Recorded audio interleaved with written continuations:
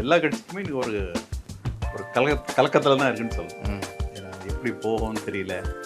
பாதிப்பு அடுத்த எலெக்ஷன் வந்ததுன்னா என்ன ஆகும், இதெல்லாம் அவங்க ஒவ்வொருத்தரும் பண்ணி தான் இப்போ ஒவ்வொரு தடவை டெவலப் பண்ணிக்கிட்டு இருக்காங்க. திமுக எடுத்திங்கன்னா இப்போ இந்த ஜென்சின்னு ஒரு புதுசாக ஒன்று கொண்டு வராங்க.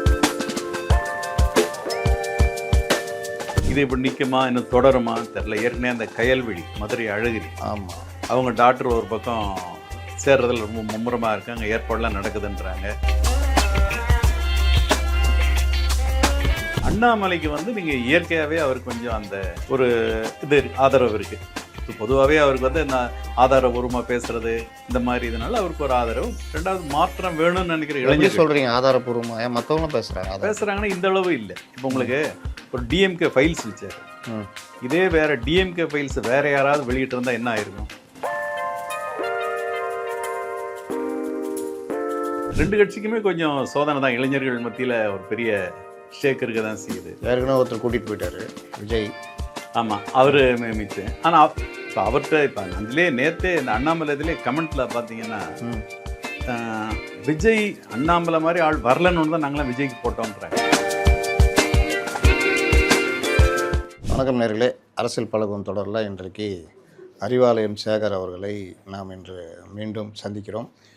நீங்கள் கூட அந்த கமெண்ட்ஸ்லாம் கேட்டுருந்தீங்க, அது என்ன அறிவாலயம் சேகர், எப்படி வந்தது, ஏன் வந்தது, புதைக்கப்பட்டவர் எப்படி புத்துயிர் பெற்றார் அப்படின்ற மாதிரி. அறிவாலயத்தில் தொடர்ந்து பணியாற்றுறதுனால அவர் ஆரம்பத்திலே சொல்லியிருக்கார். தினகரனில் கோர்ட்டு சேகர்னு ஒருத்தர் இருந்தார், இப்போ இருக்கார். அவர் தினகரனில் இல்லை, இந்தியன் எக்ஸ்பிரஸில் இருக்கார், தினமலரில் இருக்கார். கோர்ட்டு சேகர்னு அதிரடி மன்னன். அடுத்து அரசியலுக்கு ஒரு அதிரடி மன்னன் தான் இந்த சேகர். அப்போ அங்கே ஒரு வித்தியாசம் காண்பிக்கிறதுக்காக அவர் கோர்ட்டு சேகர், இவர் அறிவாலயம் சேகர். டெய்லி அவர் பீட்டே திமுக பீட்டுன்னு இருந்ததுனால அறிவாலயம் போவதுனால அறிவாலயம் சேகர். இவர் வந்து கோர்ட்டு பார்த்தனால ஒருத்தர் கோர்ட்டு சேகர். இப்படி தான் வந்து ரெண்டு பேருக்கும் அடைமொழியே அங்கே இருந்தது. அவர் அறிவாலயம் சேகர் கூப்பிடுப்பா அப்படின்னா அப்போ தான் அவர்கிட்ட வருவாங்க.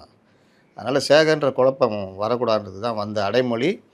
பத்திரிகையாளர் எல்லார் மத்தியிலையும் அது பரவிடுச்சு. எல்லாருமே அறிவாலயம் சேகர் அண்ணன் அப்படின்னு மரியாதையாக இன்று எல்லோருமே அழைக்கக்கூடிய ஒரு இடத்துல இருக்கிற ஒரு மூத்த செய்தியாளர்.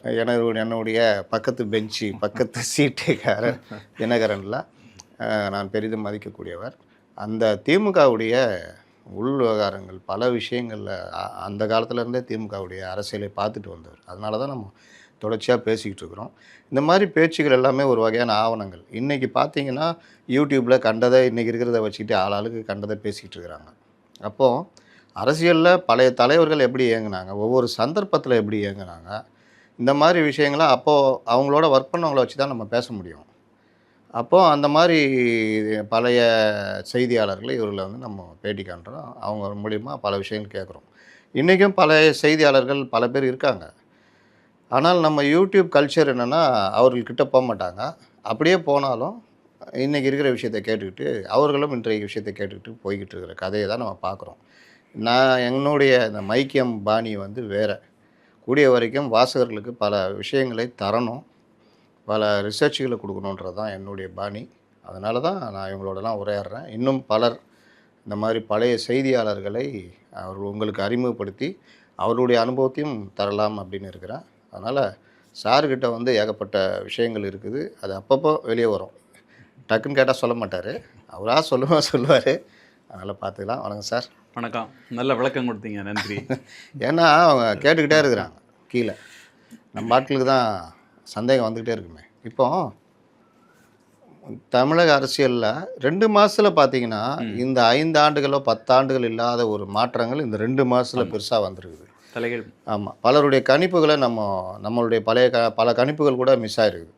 இதில் என்னென்னா முதல் தடவையாக 67க்கு பிறகு திராவிட கட்சிகள் இல்லாத ஒரு அரசு அமைந்திருக்கிறது. முதல் தடவையாக 67க்கு பிறகு காங்கிரஸ் மந்திரி சபையில் இணைந்திருக்கிறது. முதல் தடவையாக காமராஜர் ஆட்சிக்கு பிறகு முஸ்லீம் லீக் அமைச்சரவையில் இணைஞ்சிருக்குது. மஜீது தான் இருந்தார். அப்போது முதல் தடவையாக விடுதலை சிறுத்தைகள் கட்சி அமைச்சரவையில் பங்கேற்றிருக்கிறது. முதல் தடவையாக திமுக கூட்டணியில் நின்று பின்னர் புறக்கணித்து தாங்கள் எதிர்த்த கட்சிக்கு ஆதரவை கொடுக்கும் நிலைக்கு திமுக கூட்டணி கட்சிகள் வந்திருக்கிறது. இப்படி முதல் தடவையாக பல முதல் தடவைகள் சொல்ல முடியும். ஆனால் இது நடந்த ஒரு கொஞ்ச நாள்லேயே பார்த்தீங்கன்னா 2 கட்சிக்குள்ளேயுமே பெரிய மாறுதல்கள், 2 திராவிட கட்சிகளுக்குள்ளேயுமே. அதுலேயும் திமுக கடுமையாக கஷ்டப்பட்டுக்கிட்டு இருக்குது தன்னுடைய ஆட்களை வெளியேற்ற விடாமல் தக்க வைப்பதற்காக. அங்கே வந்து ஒரு முகம் இருக்கிறது, ஒரு கரிஷ்மா லீடர், அப்பா கலைஞருடைய மகன் அப்படின்ற ஒரு தொடர்ச்சி இருக்குது. இங்கே கட்சிக்குள்ளேயே இருந்து உருவான ஒரு தலைவர் எடப்பாடி பழனிசாமி இருக்கிறார். அதனால் என்ன ஆயிடுச்சுன்னா அவங்களுக்குள்ள இந்த தாவேகாவோட கூட்டணி வச்சுக்கிறதுல பெரிய ஒரு சிக்கல்லாம் வந்தது. முதல் தடவையாக திமுக அதிமுகவும் இணைந்து ஒரு கூட்டணி அரசை அமைக்கிறதுக்கு முயற்சி பண்ண சம்பவமும் நடந்தது. அதையும் நம்ம பதிவு பண்ணிடணும். அப்போது இந்த மாதிரி ஒரு பெரிய அவர்களுக்குள் பெரிய தடுமாற்றம் நடக்கிற நேரத்தில் அதிமுகவிலேருந்து அணி அணியாக தாவேகாவிற்கு செல்வதை நம்ம பார்த்துக்கிட்டு இருக்கிறோம். இன்றைக்கி கூட ஒரு 4 அமைச்சர்கள் அங்கே போகிறத நம்ம பார்க்குறோம். இது ஒரு பக்கம் இருக்கும்போது இந்த கிரவுண்டு கேப் இருக்குதுன்னு சொல்லிட்டு பாஜகவில் இருந்த அந்த அதிரடி தலைவர் அண்ணாமலை ராஜினாமா செய்துவிட்டு தனி கட்சி தொடங்க போவதாக அறிவித்திருக்கிறார். அநேகமாக ஒரு 5-6 மாதத்தில் அவர், அது கூட ரொம்ப லாங் நினைக்கிறேன், அவர் ஆரம்பிக்க வாய்ப்பு இருக்கிறது.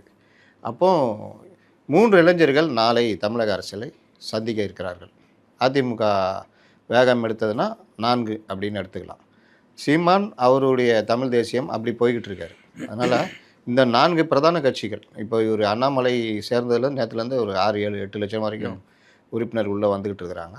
அப்போ ஒரு பெரிய கட்சியாக அவர் உருவெடுத்து கொண்டிருக்கிறார்னு வச்சுக்கிங்களேன். இப்போ நாளைக்கு இவங்க 3 பேர் தான் போவாங்க. இப்போ அண்ணாமலை நேற்று அறிவிப்பு, அந்த வரவேற்பு எப்படி பார்க்குறீங்க? திமுக அதிமுகக்குள்ளே இது எப்படி எதிரொலிக்குது உங்களுக்கு தெரியும்? அது இல்லை, அதை நீங்கள் சொன்ன மாதிரி இந்த 26 தேர்தலுக்கு அப்புறம் ஒரு மாற்றம் வரும் அரசியல்னு எல்லாரும் எதிர்பார்த்தாங்க, குறிப்பாக தமிழ்நாட்டு அரசியலில். ஆனால் இத்தனை மாற்றம் வரும், இவ்வளோ மாற்றம் வரும்னு யாரும் அதை புரட்டி போட்டு தலைகீழாக மாறிடுச்சு. 2 பெரிய கட்சிக்குமே இன்றைக்கி ஒரு அதிர்ச்சி ப்ளஸ் ஒரு இக்கட்டான சூழ்நிலை. ஆமாம். இப்போ அந்த குறிப்பாக அந்த திராவிடம் அந்த இதுக்கு வந்ததை இப்போ அதை அவங்க காப்பாற்றி நிலைநிறுத்தி ஆகணுன்ற ஒரு நிர்பந்தத்தில் இருக்காங்க. அதனால் பெரிய அளவில் மாற்றம் நடந்திருக்கு. இந்த மாற்றம் வந்து யாரும் அந்த அளவுக்கு யாரும் எதிர்பார்க்கல. பெரிய கணிப்பு இது கூட அந்த இது பண்ணலை, இப்படின்னு சொன்னாங்களே தவிர. இப்போ வந்து அதனுடைய விளைவு ஒன்றா இப்போ ஏடிஎம்கிலேருந்து ஒவ்வொருத்தராக போய்கிட்டு இருக்காங்க. இன்றைக்கி கூட ஒரு 10 பேர் கிட்டத்தட்ட முன்னாள் எம்எல்ஏக்கள், முன்னாள் அமைச்சர்கள், டிஎம்கே எம்எல்ஏ, முன்னாள் எம்எல்ஏ ஜே கருணாநிதினு ஒருத்தர். ஆமாம், அவர் இன்னைக்கு போகிறாரு. ஏற்கனவே அவர் கொஞ்சம் அதிருப்தியில் ஒதுங்கி இருந்தார். அவர் மகள்லாம் ஏற்கனவே சேர்ந்துட்டாங்க, சீட்டு கொடுக்கலான்ட்டு இருந்தார். அப்புறம் அப்படியே போயிட்டார். இன்றைக்கி அதிகாரப்பூர்வமாக சேர்ந்துடுறாரு. இது இப்படி நிற்குமா, இன்னும் தொடருமா தெரில. ஏற்கனவே அந்த கயல்விழி, மதுரை அழகிரி, ஆமாம், அவங்க டாக்டர் ஒரு பக்கம் சேர்றதில் ரொம்ப மும்முரமாக இருக்காங்க, ஏற்பாடெலாம் நடக்குதுன்றாங்க. அது எந்த அளவுக்கு விஜய் அதை இது பண்ணி பயன்படுத்திக்கிறாருன்னு தெரியல. அதனால் எல்லா கட்சிக்குமே இன்றைக்கி ஒரு கலக்கத்தில் தான் இருக்குன்னு சொல்லலாம். ஏன்னா அது எப்படி போகும்னு தெரியல. பாதிப்பு அடுத்த எலெக்ஷன் வந்ததுன்னா என்ன ஆகும், இதெல்லாம் அவங்க ஒவ்வொருத்தரும் பண்ணி தான் இப்போ ஒவ்வொரு தடவை டெவலப் பண்ணிக்கிட்டு இருக்காங்க. இப்போ நீங்கள் திமுக எடுத்திங்கன்னா இப்போ இந்த ஜென்சின்னு ஒரு புதுசாக ஒன்று கொண்டு வராங்க. கொண்டு வந்து அந்த மாதிரி தலைமுறையை கொஞ்சம் மெதுவாக நம்ம எஜுகேட் பண்ணி கொண்டு வரணும்னு பார்க்குறாங்க. ஆனால் இது வந்து அவங்க இதில் இப்போ தான் ஆரம்பிக்கிறாங்க. விஜய்க்கு இதில் கொஞ்சம் முன்னாடி போயிட்டாங்க. இந்த மாதிரி இப்போ ஏடிஎம்கேலேயும் அந்த மாதிரி புதுசாக அந்த சோஷியல் மீடியா, இந்த ஜென்ஸ் இந்த மாதிரி கொண்டு வரணும்னு அவங்களும் ஏதோ ரெடி பண்ணுறாங்க. எல்லா கட்சியுமே நீங்கள் அந்த மாதிரி இறங்கிட்டு இருக்கு. அண்ணாமலைக்கு வந்து நீங்கள் இயற்கையாகவே அவருக்கு கொஞ்சம் அந்த ஒரு இது ஆதரவு இருக்குது. பொதுவாகவே அவருக்கு வந்து இந்த ஆதாரபூர்வமாக பேசுகிறது இந்த மாதிரி இதனால் அவருக்கு ஒரு ஆதரவு. 2வது மாற்றம் வேணும்னு நினைக்கிற இளைஞர் சொல்கிறீங்க. ஆதாரபூர்வமாக மற்றவங்களும் பேசுகிறாங்கன்னா இந்த அளவு இல்லை. இப்போ உங்களுக்கு ஒரு டிஎம்கே ஃபைல்ஸ் வச்சார். இதே வேறு டிஎம்கே ஃபைல்ஸ் வேறு யாராவது வெளியிட்டு இருந்தால் என்ன ஆயிருக்கும்? பெரிய அளவுக்கு இருந்திருக்காரு. ஏன்னா இவர் அதெல்லாம் அந்த டாக்குமெண்ட் வரைக்கும் கலெக்ட் பண்ணிக்கிட்டார். எல்லா ஒவ்வொருத்தரோட இதில் இந்த ரிஜிஸ்ட்ரேஷன் டிபார்ட்மெண்ட் அங்கங்கே இருந்த எல்லாத்தையும் வாங்கி வச்சுக்கிட்டு அதுக்கப்புறம் சொல்கிறாரு. அதனால தான் யாருமே ரியாக்ட் பண்ணலை. நீங்கள் பாருங்கள், அவர் பழைய சிஎம்லேருந்து அவங்க ஃபேமிலியில் எல்லார் மேலேயும் சொன்னார். தயாநிதி மாறன், கலாநிதி மாறன், அந்த டிஆர் பாலு, சிஎம் மேலே சொன்னார். ஆமாம், சிஎம் மேலே மெட்ரோவில் யாரும் அது வரைக்கும் பதிலே கொடுக்கல.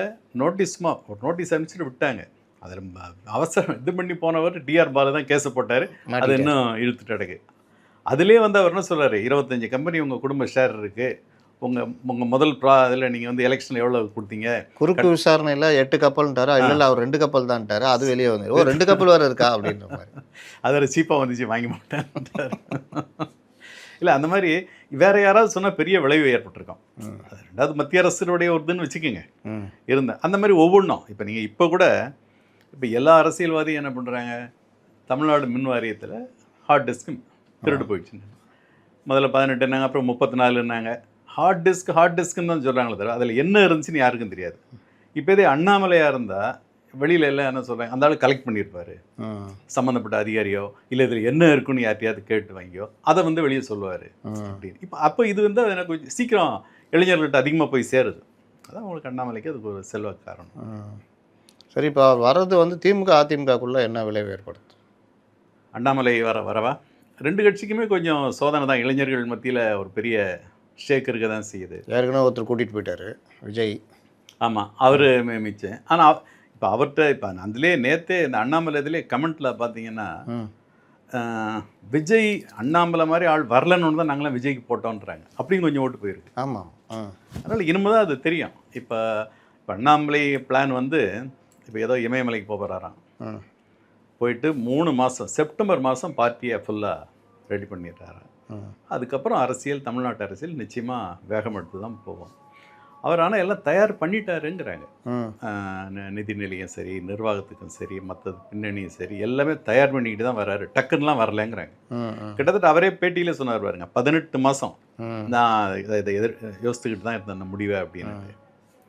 அது ஒரு பெரிய அளவில் தான் ஒரு மாற்றம் வரும்னு எல்லாரும் எதிர்பார்க்குறாங்க. திமுகவில் ஒரு இளைஞர் இருக்கார், அண்ணாமலை ஒரு இளைஞர், விஜய் ஒரு இளைஞர். அவர் முதலமைச்சர் ஆகிட்டார். அதனால் அவர் ரொம்ப மெனக்கெட்டுக்கிட்டு பாயிண்ட்ஸ் எடுத்துக்கிட்டு பேசி இனிமேல் தான் இளைஞரை கூப்பிடணும்னு அவசியம் இல்லை. இன்னொன்று அவர்கிட்ட சினிமாவுடைய அந்த இது இருக்குது, பெரிய அளவு ஃபாலோவர்ஸ் இருக்காங்க. இப்போ உதயநிதிக்கு திமுக பேக்ரவுண்டு இருக்குது, ஆனாலும் அவருடைய அப்பா மாதிரி தான் பேச்சுக்களை வாங்கி அதை வச்சு தான் பேசிக்கிட்டு இருக்காரு. அப்போ அவருக்கு இந்த பிரச்சனை வந்து அண்ணாமலையுடைய வரவு எந்த வகையில் அது? அவருக்கு ஒரு பெரிய சவால் தான். உங்களுக்கு வந்து அவர் அவங்க தாத்தாவாக மாறணும், அப்போ தான் அது சமாளிக்க முடியும்.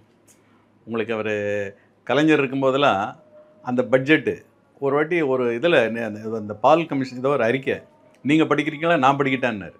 மணிவண்ணன் தானே எம்ஜிஆர் இருக்கும்போது ஓ பால் கமிஷன் அந்த அறிக்கை நீங்கள் படிக்கிறீங்களா நான் படிக்கிட்டான்ட்டாரு. அவ்வளோ எடுத்து வச்சிட்டாரு. ஆமாம், அந்த அளவுக்கு அவருக்கு சோர்ஸ் இருக்கும், உடனே என்ன நடக்குன்னு தகவல் போவோம், அந்த அளவுக்கு தொடர்புகளை வச்சுருந்தார் இந்த அதிகாரிகள் மூலமாக. அந்த மாதிரி இவரும் மாறணும், கொஞ்சம் நிறைய ஹார்ட் ஒர்க் பண்ணணும். நீங்கள் ஒரு கலைஞர்லாம் ஒரு அறிக்கைன்னு வச்சுங்க, அந்த அறிக்கைக்கு என்னன்னு அதை அந்த கொண்டு வாம்பார். இப்போ அந்த ஒரு தடவை ஜெயலலிதா மேடம் வந்து எல்டிடியை பற்றி ஏதோ சொல்லிட்டாங்க, விமர்சனம் பண்ணிட்டாங்க. அதை வந்து கடிதத்தில் கொண்டு வரணும் அவர். இதில் நம்ம முரசொலி கடிதத்தில் அந்த பேப்பரை கொண்டு வான்றார். ஜெயலலிதா சொல்லி எனக்கு ஞாபகம் இருக்குது, அந்த பேப்பரை கொண்டு வா. தேடுறாங்க 2 நாள் ஆச்சுங்க அது தேட. அப்புறம் எக்ஸ்பிரஸில் வந்திருக்கு அந்த இந்த மாதிரி விடுதலை புலிகளை வந்து அந்த அம்மா கடுமையாக விமர்சனம் பண்ணி அதை எழுத்து போட்டு இந்த அம்மாவும் விமர்சனம் பண்ணியிருக்காங்கன்னு அப்படி கொண்டுறாரு. இலை மலர்ந்தால் ஈழம் மலரும் ஏதோ ஒன்று. அப்போது ஆக மொத்தத்தில் அவர் சின்னது, அப்படி யாரும் அதை பேர் பெருசாக போய் கேட்க போகிறதில்ல. ஏதோ அந்த மாதிரி இவரும் கொஞ்சம் தயார் பண்ணிக்கணும், ஆளுங்களை வச்சுக்கணும். இப்போ கொஞ்சம் ஆளுங்களையாவது வச்சுக்கணும். இப்போ எல்லா தலைவர்களும் கூட ஒரு உதவிக்கு வச்சுக்கிறாங்க. ஆனால் பார்த்தீங்கன்னா நீங்கள் ஒரு முந்தா நாள் அவர் பேசும்பொழுது கூட சேப்பாக்கத்தில் பேசும்போது கூட எந்த மாற்றமும் இல்லாமல் ஏளன பேச்சு அதே பழைய தொனியில் தான் பேசிக்கிட்டு இருக்காரு. டேட்டாஸோ எதுவுமே இல்லாமல். அப்போ பழைய ஆட்களே தான் வச்சுக்கிட்டு தான் மெயின்டைன் பண்ணுறாரா? ஆமாம், இப்போது அதான் அது காலத்துக்கு ஏற்ற மாதிரி மாற்றிக்கணும். இல்லைன்னா அந்த இது ஒரு நீரோட்டம் மாதிரி போய்கிட்டே இருக்கும். விஜய்க்கு வந்து செல்வாக்கு இருக்குது, சினிமா, மக்கள், இளைஞர்கள் அதெல்லாம் இருக்குது. அண்ணாமலைக்கு வந்து வேறு மாதிரி அவர் அதை என்ன சொல்லுது, அக்ரெசிவாக பண்ணுவார். ரெண்டாவது மீடியாவை எப்படி இது பண்ணணும்னு அவருக்கு தெரியும். நீங்கள் இங்கேருந்து மதுரைக்கு போகிறாருங்க ஒரு நிகழ்ச்சிக்கு, மதுரை சென்னை ஏர்போர்ட்டில் ஒரு 10-20 பேர் இருக்கிறாங்க ரிப்போர்ட்டர், அந்த மீடியா. மதுரையில் இறங்கினா அங்கே ஒரு 10-20 பேர். அந்த நிகழ்ச்சியில் எங்கே கலந்துக்கிறார் அங்கே ஒரு 10-20 பேர். அப்போ பாருங்கள் எத்தனை இது பப்ளிசிட்டி. அந்த மாதிரி இதெல்லாம் அதை வந்து ஓவர்டேக் பண்ணுற அளவுக்கு இவங்க விஷயத்தை கொடுக்கணும். அப்போ தான் அது ஈக்குவலாக கொண்டு போக முடியும். விஷயத்தை கொடுக்கணுமா எடுக்கணுமா? எடுத்து கொடுக்கணும். ஏன்னா விஷயத்தை கொடுக்க 100 பேர் இருப்பான். அந்த மாதிரி ஆட்களை கிட்ட சேர்க்கணுமா, இல்லை இந்த மாதிரி ஒரு ரொம்ப இந்த பேச்சு, அந்த விமர்சன பேச்சு இதை மட்டும் எழுதி கொடுக்குறத வாங்கி அதை வச்சு படிச்சுக்கிட்டு இருக்கிறது? இந்த மாதிரிலாம் என்ன அதிக நாள் அதை அப்படி கொண்டு போகிறது ரொம்ப கஷ்டம். ஒன்று பல பேரை வச்சுருக்கணும், விஷயத்தை கலெக்ட் பண்ணணும், அதுக்கப்புறம் அதை வெளியில் ப்ரெசென்ட் பண்ணணும். இப்போ அந்த அண்ணாமலை மட்டும் அவருக்கும் நிறைய நண்பர்கள் எல்லாருக்குமே அப்படி தான். அன்புமணிக்கு என்ன அவருக்கு டேட்டாஸ் கொடுக்க ஆள் இருக்குது. இப்போ இவர் ஐயா ராம்தாஸ் அவர்களே தேவசகாயம்னு ரிட்டையர்டு ஐஏஎஸ் வச்சு, உங்களுக்கு தெரியாது இல்லை, அவ்வளோ ஒரு டீம் ஒர்க் பண்ணோம் அவருக்கு. அதை பயன்படுத்திக்கணும். உங்களுக்கு சாதாரணமாகவே இப்போ வந்து உடனே கூகுளில் செக் பண்ணுங்கள், அந்த மாதிரி இப்போ ஒரு இது வந்துச்சு. அதனால் நீங்கள் கரெக்டாக ஆதாரபூர்வமாக கொடுத்தா தான் அது நிற்கும், இல்லைன்னா கஷ்டம். இப்போ கலைஞர் காலத்தில் நீங்கள் பார்த்துருப்பீங்க, எம்ஜிஆர் ஆட்சிக்கு வந்த புதுசில் அரசு அதிகாரிகள் மூலியமாக ஏகப்பட்ட டாக்குமெண்ட்ஸ் எடுத்து பெரிய பிரச்சனைலாம் உண்டு பண்ணும். பெரிய பிரச்சனைக்கு எவ்வளோ இருக்குது, அந்த இத்தனை பேர் மேலே வழக்கு எவ்வளோ நடந்துச்சு. அப்போ அந்த அளவுக்கு அவருக்கு ஒரு சோர்ஸ் வச்சுருந்தார். ஐஏஎஸும் சரி, மற்ற அதிகாரிகளும் சரி, போலீஸ் அதிகாரிகளும் சரி, அதுக்கு அந்த மாதிரி ஒரு வச்சனால தான் எம்ஜிஆர் நம்மளே சமாளிக்க முடிஞ்சது அந்த நேரத்தில். ஆமாம், அது மாதிரி இவங்களும் அது மாதிரி தயார் பண்ணிக்கணும் சோர்ஸை. அது ஆட்சியில் இருக்கும்போது நல்ல உறவு வச்சுக்கணும். அது மாதிரி சில எம்ஜிஆர் காலத்தில் ஃபோன் டேப் விவகாரம் ஒன்று வந்து. ஆமாம், ஃபோன் டேப்பு, ஆமாம், ஏதோ ஒன்று வந்தது, பெரிய பிரச்சனையாச்சு.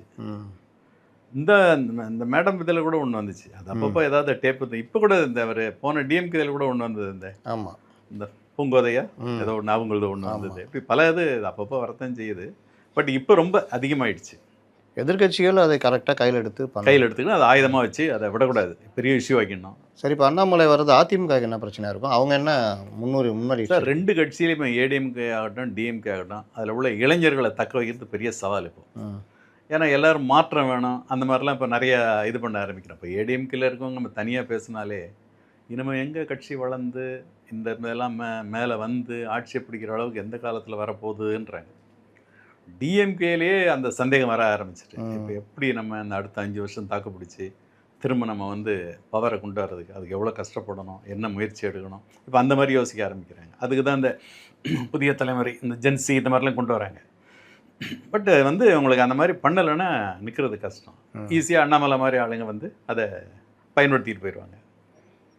இல்லை என்ன பண்ண போகிறாங்கன்னு தெரியல. ஆமத்தில் நீங்கள் அதிமுக அடுத்த கட்ட நடவடிக்கை என்ன வருது? அதிமுகவில் அவங்க என்ன சொல்கிறாங்கன்னா, அந்த பொதுக்குழு ஏதோ கூட்ட போகிறாங்களாம்.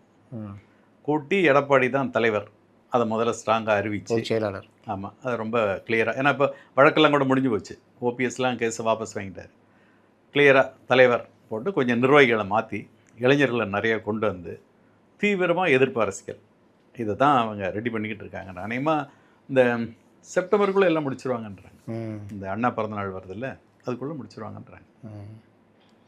டிஎம்கேவும் அதே மாதிரி தான். இப்போ நம்மளும் அதே மாதிரி கொஞ்சம் வேகமாக எதிர்ப்பு அரசியலை வேகமாக பண்ணி முக்கியமான எதிர்கட்சி நம்ம தான் அப்படின்னு காட்டி ஆகணும். அதுக்கு தொடர் போராட்டம், அது மற்றது ஏதாவது ஒரு இஷ்யூ கையில் எடுத்து நம்ம அதை கொண்டு போகணும்னு அவங்களும் ரெடி பண்ணிக்கிட்டு இருக்காங்க. இடையில நடைபயணம் மற்ற பிளானும் ரெடி ஆகிட்டு இருக்கு. இப்போ எதிர்ப்பு அரசியல் பேசுகிறன்ற பேரில் இப்போ ஆராசெல்லாம் பேசுகிறாரு, ஒரு அறிவாளிகிட்ட தோற்றுருந்தா சந்தோஷப்படுவோம் அப்படி. இந்த பேச்சுகள்லாம் வந்து திமுக தலைமை எப்படி பார்க்குறது? இது நீங்கள் ஆராசா யாரையும் கேட்டு பேசுறது இல்லைங்க. அப்புறம் நான் பதில் சொல்லிடுவேன், அதுக்கப்புறம் நீங்கள் உங்கள் இஷ்டம். இப்போ அன்றைக்கி கூட அந்த இதுக்கு ஒன்று சொன்னார், இப்போ ஒரு 4 நாளைக்கு முன்னால் அந்த விஜய்க்கு ஏதோ ஒரு பதில் சொன்னார், நானாக தான் சொன்னேன் அப்படின்னாரு. அறிவாலயத்தில் பார்க்குறப்ப நானாக தான் சொன்னேன், என்னுடைய கருத்தை நான் சொல்லிடுறேன், இதுக்கெல்லாம் கேட்டு தலைமையில் கேட்டால் சொல்ல முடியும் அப்படின்ட்டு. அந்த மாதிரி அவருடைய சொந்த கருத்து மாதிரி அதை பண்ணுறாரு. பட் நீங்கள் முக்கியமான இதுனா தான் உங்களுக்கு, நீங்கள் ஒரு கட்சியில் எம்பியாக இருக்கிறீங்க, ஒரு முக்கியமான பொறுப்பில் இருக்கீங்கன்னா நீங்கள் சொல்கிற கருத்து திமுகவுடைய கருத்தாக தானே பார்க்கப்படும். ஆமாம், திமுக கருத்து தான். ஆனால் திமுக தனிப்பட்ட கருத்துன்ட்டு அறிவாளின்றது உலகத்தில் வரைமுறையெல்லாம் இல்லைல்ல. தனிப்பட்ட கருத்துன்ட்டு என்ன பண்ணுவீங்க? சொல்ல மாதிரி சொன்னாங்களா ஆராசாவின் கருத்து தனிப்பட்ட கருத்து? நீங்கள் அவர் ஏதோ ஒன்று அதுக்கப்புறம் அவர் விளக்கம் கொடுத்தாரு. நான் சொன்னேன் என்னுடைய இது பதில். அவர் சொல்கிறது வேற, திமுக தலைமை இப்போ வரைக்கும் அனுமதிக்குது. அது அவங்க எப்படி கூட சொல்லுவாங்க. அந்த மாதிரி இப்போ 2 கட்சிக்கும் ஒரு ஒரு அதென்ன சோதனையான ஒரு கட்டம், இதை தாண்டி வரணும். திமுகவில் இப்போ அதிமுக கூட பார்த்தீங்கன்னா எடப்பாடி பழனிசாமி கடுமையாக விமர்சிக்கிறார் குதிரை பேரரசு. அது திமுகவில் பார்த்தீங்கன்னா உதயநிதி பேசுகிறார் எதிர்கட்சி தலைவர்ன்ற முறையில். முன்னாள் அமைச்சர்கள் யாருமே பேசுகிற மாதிரி தெரியலையே. இல்லை, இவங்க ஒரு 3-4 மாதம் விட்டுடலான்னு பார்க்குறாங்க. ஏன்னா நம்ம ஏற்கனவே ஒரு பழைய சிஎம் சொல்லிட்டார், ஒரு 6 மாதம் நாங்கள் காத்திருப்போம். அதனால வேறு ஏதாவது முக்கியமாக இந்த லாண்டை இந்த மாதிரி சட்டம் ஒழுங்கு இந்த மாதிரி வேணால் சொல்லலாம், மற்றதை வந்து நம்ம கொஞ்சம் தீவிரப்படுத்த வேணாம். அதுக்கிடையில் பார்ட்டியை ரெடி பண்ணிக்குவோம். இப்போ அவர் வந்து அந்த இந்த மந்தில் அந்த சரியாக செயல்படாத மாவட்ட செயலாளர்கள் கொஞ்சம் பேர் மேலே நடவடிக்கை, நிர்வாகிகள் ஒன்றியம் அந்த லெவலில் நடவடிக்கை எடுத்துகிட்டு பொதுக்குழு கூட்டுறதுக்கு இவங்களும் பொதுச் செயலாளரை அநேகமாக மாற்றிடுறாங்க. அவருக்கு முடியல உடம்பு, இவங்களும் அவர் சரின்ட்டாரான். அடுத்த பொதுச் செயலாளரை கொண்டாந்து நிர்வாகிகளையும் கொஞ்சம் மாற்றி கொஞ்சம் இளைய தலைமுறை எல்லாம் இது பண்ணி கொஞ்சம் வேகமாக செயல்படலான்னு இவங்களும் ரெடி பண்ணுறாங்க. உங்களுக்கு ஏதாவது அனுமானம் இருக்குதா? பொதுச் செயலாளர் மாற்று அறிவாலயத்தில் பேருகிறதா அடிப்படுதா? பொதுச் செயலாளர்னு அடுத்து சீனியர்னு பார்த்தீங்கன்னா யார் அடுத்து இருக்கு? டிஆர் பாலு இருக்கார், அவருக்கும் கிட்டத்தட்ட ஏஜ். அப்படி இல்லைன்னா நேரு இருக்கார், வேலு இருக்கார், ஐ பெரியசாமி இருக்கார். இந்த மாதிரி யாராவது ஒரு ஆள். ஐ பெரியசாமி உடம்பு சரியில்லை, கேஎன் நேருக்கு மேலே அந்த வழக்கு பாய ஆரம்பிச்சிடுச்சு. இப்போ இனிய வழக்கு விசாரணைன்னு ஓட ஆரம்பிச்சிடுவார். ஏவா வேலு இருக்கார், இல்லை பொன்முடி இருக்கார். அந்த மாதிரி ஏதாவது ஒரு ஆள் பொதுச் செயலாளர்னு கொண்டு வரணும், ரெடி பண்ணுவாங்க. உங்களுக்கு வந்து கட்சி முழு பொதுச் செயலாளர்னா முழு பொறுப்பு, கொஞ்சம் அதுக்கேற்ற மாதிரி அவங்க ரெடி பண்ணுவாங்க. இப்போ ஒரு வேளை டிஆர் பாலு வந்தாருன்னா அப்போ பொருளாளருக்கு இவரை கொண்டு வருவாங்களா, உதயநிதியை? ஆமாம், உதயநிதி இந்த தடவை மேலே வந்துடுவார், அந்த மேலிட இதில் அதுக்கு வந்துடுவார். ஏன்னா இப்போ வந்து அவர் துணை இவர் இளைஞர் நீதியில் தானே இருக்கார். ஒன்று துணை பொதுச் செயலாளர், இல்லை கழக பொருளாளர். பொருளாளருக்கு ஆமாம் பொருளாளர் கொடுக்குறாங்களா? அப்படி வந்தார் ஸ்டாலின் பொருளாளர் செயல் தலைவர். கரெக்ட், அப்படி கூட வரலாம் பொருளாளர். இல்லைன்னா இந்த தலைமை கழக செயலாளர்பாங்க. இதுக்கு மேலே பொருளாளருக்கு அந்த மாதிரி அப்படி கொடுத்து கொண்டு வராங்களா? பட் இப்போ அவர் பொறுப்பு இப்போ அவர் மேலே தான் நிறைய இருக்குது. உதயநிதிக்கு தான் நிறைய பொறுப்பு. அதான் எல்லாரும் எதிர்பார்த்துட்ருக்காங்க. எப்படி அவர் கொண்டு போகிறாருன்னு கொஞ்சம் நாளானதும் தெரியும். இப்போ முன்னாள் அமைச்சர்கள் மேலே வழக்குகள்லாம் வர ஆரம்பிச்சிச்சு. இன்றைக்கி செந்தில் பாலாஜி விவகாரத்தில் ஆளுநர்கிட்ட பர்மிஷன் கேட்டிருக்காங்க. கேஎன்ஆர் விவகாரத்தில் நாங்கள் வழக்கு பதிவு செஞ்சிட்டோம் அப்படின்னு லஞ்ச ஒழிப்புத்துறை சொல்லிடுச்சு நீதிமன்றத்தில். அடுத்து அனிதா ராதாகிருஷ்ணன் விவகாரத்துலேயும் கேட்க ஆரம்பிச்சிடுவாங்க பர்மிஷன். ஆமாம், அது இது இல்லாமல் இவர்களே இப்போ விசாரணை நடத்த ஆரம்பிச்சிட்டாங்க அந்த மின்வாரியத்தில் இதிலெல்லாம். அப்போ இதெல்லாம் எப்படி திமுக சமாளிக்க போகுது? சமாளித்து தான் ஆகணும். வழக்கு நீதிமன்றம் போயிட்டு வர வேண்டியது தான். இப்போ மத்திய அரசு இனிமேல் எப்படி இது பண்ண போகிறாங்கன்னு தெரியல, அவங்களுடைய இது. ஆனால் டிஎம்கே வந்து இப்போது ஒரு பிரச்சனை அடிப்படையில் ஆதரவு தரலாமா, இல்லை மூணாவது அணியில் இது பண்ணலாமா, இப்போ அதெல்லாம் அவங்க பேசிக்கிட்டு இருக்கு. இப்போ கூட இந்தியா கூட்டணிக்கு போக மாட்டேன்ட்டாங்க. மூணாவது கூட்டணின்னா அகில இந்திய அளவிலான இன்றைக்கி கெஜ்ரிவால், மம்தா, இந்த வேறு எப்படி தானே இருக்காங்க. காங்கிரஸ் பாஜக அணி இப்போ என்டிஏ அணி இல்லை இந்தியா கூட்டணினா தமிழ்நாட்டில் இருக்காங்க. கெஜ்ரிவாலையும் மம்தாவையும் கூட்டு வந்தால் தமிழ்நாட்டில் யாருன்னு தெரியாது. இல்லை அப்படி இல்லைன்னா அதான் அந்த என்டிஏவை எப்படி இது பண்ண போகிறாங்க, அது கொஞ்ச நாள் ஆனால் தான் தெரியும். அகில இந்திய அளவில் எதுவும் பாசிச கட்சி பாஜக உள்ளே வரக்கூடாது, அதிமுகவுக்கு போடுகிற ஓட்டு அது பாஜக ஓட்டு தான் இன்னைக்கு கூட பேசியிருக்காரு முன்னாள் முதல்வர். அப்படி இருக்கும் பொழுது இது பிரச்சனை அடிப்படையில் ஆதரவுனா அது கிட்டத்தட்ட பிரச்சனைன்னா திமுக மேலும் நெருக்கடியை தான். இல்லை அப்படி பிரச்சனைன்னு அதுக்குன்னு இப்போ அவங்களும் இது பண்ணி ஆகணும், அரசியல் பண்ணி ஆகணும்ல. அரசியல்ன்றது வேறு முகாமுக்கு தாவறதுன்றது சிக்கலான விஷயமா மாறிடும். கொள்கை அளவுலேயே மாறிடுறீங்க. கொள்கை அந்த அளவு போக மாட்டாங்க. வேற ஏதாவது நீங்கள் பாஜகவுக்கு நீங்கள் ஆதரவு கொடுத்தாலே கொள்கை அளவில் நீங்கள் மாறுதல் போயிட்டீங்கன்னு அர்த்தம். பாஜகவுக்கு நேரடியாக அந்த மாதிரி எதுவும் இருக்காது. இப்போ நீங்கள் பார்லிமெண்ட்டில் ஒரு தீர்மானம் அதான் அப்படி தான் ஆரம்பிப்பாங்க. பார்லிமெண்ட்டில் ஒரு விஷயத்துக்கு ஆதரிக்கிறீங்கன்னா நீங்கள் அவங்களோட ஒத்து போகிறீங்கன்னு அர்த்தம். அதுவும் பாஜக கொண்டு வர எந்த திட்டத்தையும் நாங்கள் ஏற்றுக்கொள்ள மாட்டோம்னு எதிர்க்கிறவங்க அப்படி இனிமேல் கண்ணை மூடிட்டு ஆதரிக்க முடியும். ஒன் நேஷன் ஒன் எலெக்ஷன் நிற்கிது, இப்போ அடுத்து வரும் டீலிமிட்டேஷன் நிற்கிது. டீலிமிட்டேஷனை கடுமையாக எடுத்து போராட்டம்லாம் நடத்தினாங்க திமுக. ஒன் நேஷன் ஒன் எலெக்ஷனை எந்த காலத்திலையும் கொண்டு வர மாட்டோம் அப்படின்னு சொல்லிட்டாரு. பொது சிவில் சட்டம் கொண்டு வர அனுமதிக்கவே மாட்டோம். அதெல்லாம் உறுதியாக. அப்போ இது மூணுத்தையுமே பிரச்சனை அடிப்பில் ஆதரிக்கிறேன்னா சிக்கலாக மூணு இல்லை, வேற ஏதாவது இஷ்யூ வந்தால் வேற இஷ்யூ அவங்களுக்கு வராது. ஏன்னா உங்களுக்கு நேஷனல் லெவலில் சிக்கல் வர. நீங்கள் இதை பாருங்கள், இப்போ திமுக இன்னைக்கு வந்து டிவிகேவும் காங்கிரஸும் இன்றைக்கி ரொம்ப உறுதியாயிடுச்சு. ஆமாம், அது மதசார்பற்ற கூட்டணி மொத்தத்தில் 29 வரைக்கும் எந்த பிரச்சனையும் இருக்காது. அப்படி இருக்கும்போது இப்போ இவங்களும் இப்போ இது பண்ணி ஆகணும்ல, அகில இந்திய அரசியல் இவங்களும் பங்களிப்பு இருக்கணும்ல. பங்களிப்பு இருக்கணும். ஆனால் நீங்கள் கொள்கை எதிரோட எல்லாம் போய் கை கோர்க்க முடியாதுல்ல. அப்போ இங்கே தமிழ்நாட்டில் அவங்களுக்கு சிக்கலாகிடும்ல. கை கோர்க்க மாட்டாங்க, அது வேறு மாதிரி ஏதாவது ஒரு நீங்கள் சொன்ன மாதிரி இது முக்கியமான இஷ்யூலாம் தொட மாட்டாங்க. வேறு ஏதாவது பார்லிமெண்ட் என்ன டெவலப் டீலிமிட்டேஷன் வேணால் ஆதரிப்பாங்க. ஏன்னா டீலிமிட்டேஷன் வந்துச்சுன்னா 29 இந்த ஆட்சியும், ஏன்னா 2 வருஷம் தான் இருக்கும் ஃபஸ்ட்டு பேஸில், 2 வருடம் இருக்கிற கட்சிகள்லாம் கலைப்பாங்க ஸ்டேட்லாம். அப்போ அந்த மாதிரி கொண்டு வந்தால் லாபமா அப்படின்னு யோசிக்கிறதுக்கு வாய்ப்பு யோசிப்பாங்க. ஏன்னா உங்களுக்கு வந்து இப்போ மதிமுக வெளியே போகிறாங்களாம், அவங்களே 2 பேர் ரிசைன் பண்ணிட்டு சேர்றாங்க. இப்படி உங்களுக்கு எல்லாமே என்ன நிற்கிட்டு இந்த திமுகவோட நீங்கள் அலையன்ஸ் எல்லாமே போயிட்டாங்க ஆல்மோஸ்ட். அப்படி இருக்கும்போது தாராளமாக 2 வருஷம் கழிச்சு எலெக்ஷன் வரட்டும் பார்த்துக்கலாம் அப்படின்ட்டு. அதுக்கடையில் இவங்களும் அரசியலை கொஞ்சம் நம்ம டெவலப் பண்ணி திரும்ப பார்ட்டியை ஸ்ட்ரென்தன் பண்ணுறதுல தான் இருக்காங்க. இல்லை அடுத்த கட்டத்தில் இருக்கிறது ஏடிஎம்கே. இப்போ அவங்க இன்னும் கொஞ்சம் டெவலப் ஆகி வரணும். இப்போ இந்த குழு என்னாச்சு? எந்த குழு? திமுகவில் ஒரு குழு போட்டாங்க. ஆமாம், எல்லா அறிக்கையெல்லாம் கொடுத்துட்டாங்களே. 5ஆம் தேதியோட டெட்லைன் முடிச்சுட்டாங்க. இப்போ இந்த 10ஆம் தேதிக்கு மேலே நடவடிக்கை இருக்குன்றாங்க. குழு அறிக்கையில் ஏதாவது தகவல் இருக்கா? குழு அறிக்கையெல்லாம் மாவட்ட செயலாளர் குறை சொல்லியிருக்காங்க, மற்ற ஒன்றிய செயலாளர் குறை சொல்லியிருக்காங்க, அமைச்சர்கள் மேலே குறை சொல்லியிருக்காங்க, எம்எல்ஏக்கள் சரியாக செயல்படல, இந்த மாதிரி தான். ஆமாம், அதான் சரியாக வேலை செய்யலை, அப்புறம் வந்து பணம் கொடுத்தேன்றாங்க, சரியாக எல்லாம் அதை எதுவுமே இது பண்ணலை, இப்படிலாம் இந்த மாதிரி குற்றச்சாட்டு தான். அது வந்து சிலர் வந்து எவ்வளோ தெரிஞ்சும் வந்து வேணும்னே விட்டுட்டாங்க, அவங்களெல்லாம் நீக்குங்க அப்படின்லாம் சொல்லி கொஞ்சம் பேர் நீக்கிடுவாங்க. சென்னையில் யார் மேலேயாவது கோவம் இருக்குதா? கடுமையான கோவம்? சென்னையில் 3 பேர் மேலேயுமே வருத்தம் தான் சொல்கிறோம். மா சுப்பிரமணியம் மேலே அதிகமாக புகார் வந்து சுப்பிரமணியம் மேலே, சேகர் பாபு மேலே, சிற்றரசு மேலே, 3 பேர் மேலேயுமே. ஏன்னா அவங்களுக்கு ஒரு தொகுதி கொடுத்துட்டாங்கல்ல, அவங்க அதையே பார்க்க வேறு ஆகிட்டாங்க. இப்போ அதில் சேகர் பாபுக்கு பெரிய பொறுப்பு, ஏன்னா சிஎம் தொகுதி, பழைய சிஎம் தொகுதி வருது. அதனால அவர் ரொம்ப கொஞ்சம் அவர் தொகுதியில் அதே மாதிரி இந்த திருவிக்க நகர் ரொம்ப எதிர்பார்த்தாங்க. இப்படி 2-3 தொகுதி எல்லாமே போனதில் கோட்டை 12 தொகுதி போயிடுச்சு இல்லை, 14 2 தான் மொத்தம் 16, கரெக்டு, 2 தொகுதி. அது அவங்களுக்கு எல்லாமே பொறுப்பேற்றுக்கிட்டு தான் ஆகணும். அது கண்டிப்பாக மாற்றம் இருக்குன்றாங்க. ஊழல் புகார்கள், வழக்குகள், கட்சிக்குள்ளே இருக்கிற நெருக்கடிகள், அதிமுகவுக்குள்ளே அவங்க கட்சிக்குள்ளே இருக்கிற நெருக்கடிகள், இந்த மாதிரி விஷயத்துல அண்ணாமலையும் உள்ளே வந்திருக்காரு. அண்ணாமலையும் உள்ளே வந்துட்டார். இப்போ தமிழக அரசியல் வந்து ஒரு இருக்குது சுவாரஸ்யமான கட்டத்தை நோக்கி நாங்கள். விஜயும் ஒரு இதாக போகிறாரு. இப்போ வந்து ஊழல்ன்றதை அடியோடு ஒழிக்கணுன்றதில் மும்மரமாக இருக்காங்க. பட் எந்த அளவுக்கு அது சாத்தியன்றது நாளடைவில் தான் தெரியும். இது வரைக்கும் ஓகே தான். இப்போ இது வரைக்கும் அது என்ன, அந்த இதெல்லாம் கூட ரிஜிஸ்ட்ரேஷன் ஆஃபீஸு, பொதுப்பணித்துறையில் லஞ்சம் கொடுக்க வேணான்னு பொதுப்பணித்துறை ஓப்பனாக சொல்லிட்டாங்க.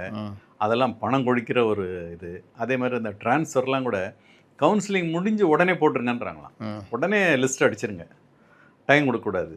அது மாதிரி 100 நாள் வேலைவாய்ப்பு, ஊரக வேலைவாய்ப்பு அதெல்லாம் வீடியோ எடுங்கன்றாங்களாம். இந்த மாதிரி சில இதெல்லாம் மாஸ்டர் ரோல் அயோக்கியத்தனம் நடக்காமல் இருக்கும். நேற்று அந்த அமைச்சரவை கூட்டத்திலே வான் பண்ணாருன்றாங்க. ஏதாவது குற்றச்சாட்டு வந்தால் கண்டிப்பாக நடவடிக்கை, அதனால் எல்லாம் கவனமாக இருங்க அப்படின்னு சொல்லிடுறாங்க. அது இப்போ நீங்கள் பாருங்கள், 10 மணிக்கெல்லாம் எல்லாம் வந்துடுறாங்க. இதே ஒரு பெரிய மாற்றம் தான். கூட்டம்லாம் குறையுது. முந்தைய அங்கே நிற்பாங்க எல்லாம், அந்த கடை, அந்த பஜாரில், அந்த உள்ள. இப்போ அதெல்லாம் குறையுது, ஏன்னா அவங்களுக்குன்னு இதாகிடுது பொறுப்பு, வேலை. இப்போ அந்த நடைபாதை ஆக்கிரமிப்புலாம் பாருங்கள், எல்லாம் எடுங்கிறாங்க. சட்டம் ஒழுங்கு, அந்த வார்னிங், இதெல்லாம் ஒரு ஆகமத்தில் ஒரு அரசு வந்து செயல்படுதுன்றத மாதிரி அதை நல்லா காட்டுறாங்க வெளியில். செக்ரட்டரியேட்டுக்குள்ளே ஒரு மாறுதல் தெரியுது. செக்ரட்டரியில் ஆமாம், எல்லாம் காலையில் ஓடியாராங்களே, கடன்னு ஓடியாந்து பயோமெட்ரிக் இதுன்னு உடனே. இதுக்கு முந்திலாம் அப்படி கிடையாது, வருவாங்க போவாங்க வருவாங்க. துரைமுருகனே கிண்டல் பண்ணார் தெரியுமா, எந்த நேரம் பார்த்தாலும் அங்கே தான் நிற்கிறாங்க கேன்டீன் கிட்ட அப்படிம்பாரு. போவாங்க மேலே போய் அந்த இது பண்ணிட்டு வந்து உட்காந்துட்டு இங்கே வந்துடுவாங்க. திரும்ப அப்புறம் டீ டைமு, அப்புறம் லஞ்ச் டைம், அப்படி தானே அவர் ஒரு வாட்டி ஓப்பனாகவே அசம்பிளியில் சொன்னார், பொறுப்பாக செயல்படணுன்ட்டு.